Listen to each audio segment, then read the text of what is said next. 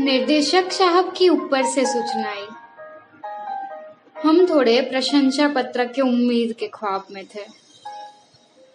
सूचना कुछ यूं थी, रुकावट के लिए खेद है, अगला पत्ता नहीं पलट सकता, वगैरह वगैरह। मेरे ख्वाब का आसमां चूर हो गया, ना जाने किसी ने उसको कुचल दिया। अनजाने में नहीं, पूरी सभानता के साथ। बीच में ही अनिच्छा रुकना पड़ा हमें और हमारे अगले पत्ते को। दरअसल ये हादसा कहीं पत्तों का पलटना बाकी था तब हुआ। तब कोई इस हादसे पे हंस रहा था तो कोई इसको मजाक समझ रहा था। कोई सब समेट के घर जाने की तैयारी में थे। कोई इसको हादसा बोल ही नहीं रहा था।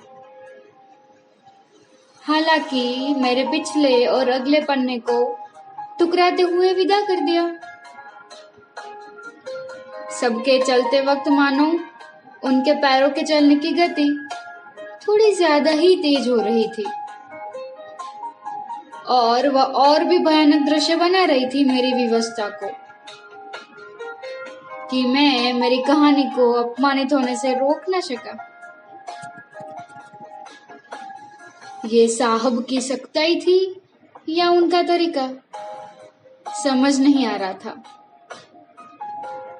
पर ये उनका बर्ताव बिल्कुल नहीं भाया हमें। जो हमारे हर एक पन्ने पे लिखा गया हर एक शब्द नाकाम समझने लगा। अब हर अक्षर कांपने लगा।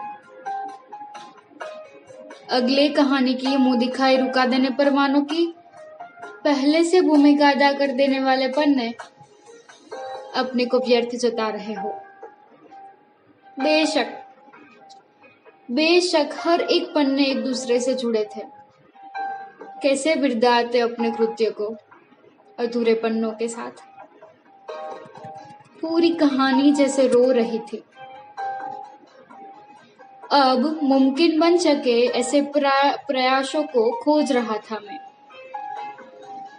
उस दौरान मैंने देखा मेरी किताब के कुछ पन्ने उड़ने लगे और कुछ स्वरूप लेने की तैयारी में थे। मेरी आंखों आतुर हो रही थी। आखिर क्या भ्रमित कर रहा है मुझे।